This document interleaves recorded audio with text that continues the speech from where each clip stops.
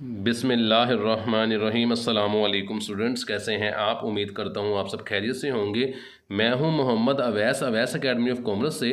तो आज की वीडियो में हम डिस्कस करेंगे BRS के क्वेश्चन नंबर 13 को। तो क्वेश्चन को स्टार्ट करते हैं। The bank statement of account number 16 of mister Salim show an overdraft of ₹1,34,300 on 31st December 2004. On ongoing through the passbook, the cash book of the accountant found the following. नीचे दी गई कुछ चीज़ें हमारे पास given है question के अंदर, और ऊपर उसने ये बता दिया कि बैंक स्टेटमेंट कहते हैं पासबुक को। पासबुक की मिस्टर सलीम की अकाउंट नंबर 16 का जो बैलेंस हमारे पास ओवरड्राफ्ट शो हो रहा है वो 1,34,300 रुपये है। तो पासबुक का ओवरड्राफ्ट बैलेंस हमारे पास गिवन है और नीचे हमारे पास कुछ चीज़ें गिवन है। तो क्वेश्चन को सोल्व करते हैं जी। तो परफॉर्मा मैंने रेडी कर ली है। यहाँ पे हमारे पास balance as per passbook overdraft given है 1,34,300 रुपीज़। ये डेबिट बैलेंस है। तो ऐड के अंदर तमाम डेबिट वाली चीज़ें आ जाएंगी और लेस के अंदर क्रेडिट वाली चीज़ों को लिख देंगे। तो क्वेश्चन को स्टार्ट करते हैं। पॉइंट नंबर 1 हमारे पास है जी। पॉइंट नंबर 1 हमारे पास है a cheque of ₹4320 wrongly credit in the passbook in the bank statement of 28 December के चेक हमारे पास था 4,320 रुपीज़ का, जो कि बैंक स्टेटमेंट में पासबुक में क्रेडिट हुआ है 28 दिसंबर को 2004 को। And being dishonour again debit in the bank statement, और वो चेक हमने डिसओनर भी करके उसे डेबिट भी कर दिया था बैंक स्टेटमेंट के अंदर ही। कहते हैं on 1 January 2005 there was no entry in the cash book about the dishonour of the cheque till 15 January के 15 जनवरी तक हमने इसकी कोई भी एंट्री कैश बुक के अंदर पास नहीं की है। तो यहाँ पे देखे बैंक स्टेटमेंट जो कि पासबुक होती है उसमें 28 दिसंबर को एक चीज रॉन्गली डेबिट क्रेडिट हो रही थी और नीचे ही उसे आपने सेम को डेबिट कर दिया है बैंक स्टेटमेंट के अंदर ही। तो बैंक स्टेटमेंट के अंदर एक चीज ऊपर क्रेडिट हो रही है और नीचे डेबिट हो रही है, तो ये डेबिट और क्रेडिट आपस में कट हो जाएंगे। पॉइंट नंबर 1 की सोल्यूशन के अंदर कोई कैलकुलेशन नहीं है। पॉइंट नंबर 2 में हमें वो कहता है interest collect and credit by the bank in the bank statement of Mr. Salim behalf, but the same had not record in the cash book of ₹11,200। कहता है कि इंटरेस्ट कलेक्ट की है और क्रेडिट की है बैंक ने। तो इंटरेस्ट बैंक ने क्रेडिट किया है बैंक स्टेटमेंट के अंदर, यानी कि पासबुक के अंदर इंटरेस्ट को बैंक ने क्रेडिट किया है। हम इसको डेबिट कर देंगे। हमारे पास डेबिट बैलेंस गिवन है तो ये ऐड के अंदर आ जाएगी। तो interest collect by the bank हमने यहाँ पे लिख दिया है 11,200 रुपीज़ से। नेक्स्ट पॉइंट जो हमारे पास है वो पॉइंट हमारे पास है जी a cheque of ₹82,000 paid into the bank for collection, कि हमने चेक को बैंक में जमा करवाया था कलेक्शन के लिए 30 दिसंबर को, but the cheque of ₹30,000 were collected on 7 January 2005 के हमारे पास चेक था 30,000 रुपये का, तो जनवरी में जाके कलेक्ट हुआ है। तो ये 30,000 रुपये का जो चेक था ये नॉट कलेक्टेड चेक्स था। नोट कलेक्टेड चेक्स क्रेडिट होते हैं। हमारे पास डेबिट बैलेंस गिवन है तो ये लेस के अंदर आ जाएगा, लिख देते हैं।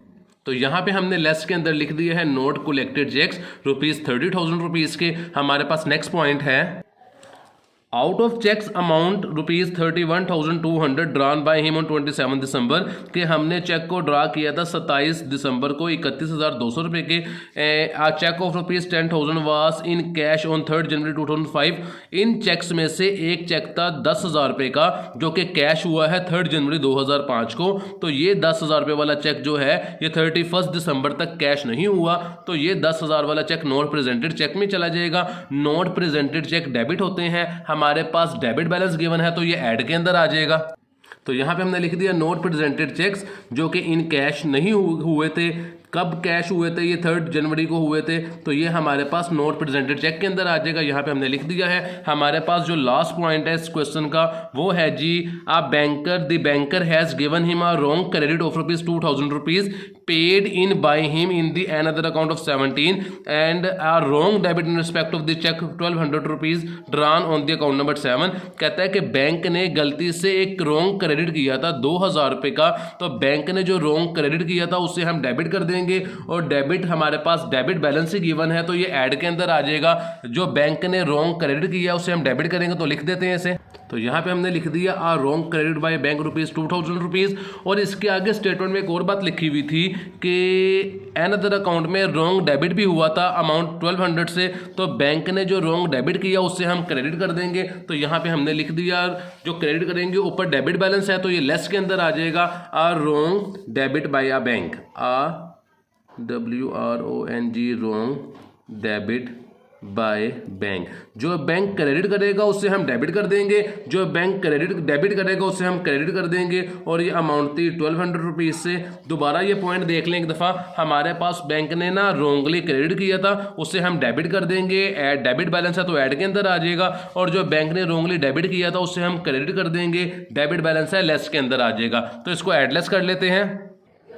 11,200 प्लस 10,000 रुपीज़ प्लस 2,000 रुपीज़, तो हमारे पास अमाउंट आती है इसकी 23,200। इसको यहाँ आगे लिख लेते हैं 23,200। नीचे वाली वैल्यूज़ को भी ऐड कर देते हैं तो ये मेरे पास आएगी, दोनों को ऐड करने के बाद 31,200। इसको बैलेंस के अंदर एडलेस कर लेते हैं। बैलेंस हमारे पास गिवन था 1,34,300 का, तो 1,34,300 के अंदर हम ऐड कर देते हैं 23,200।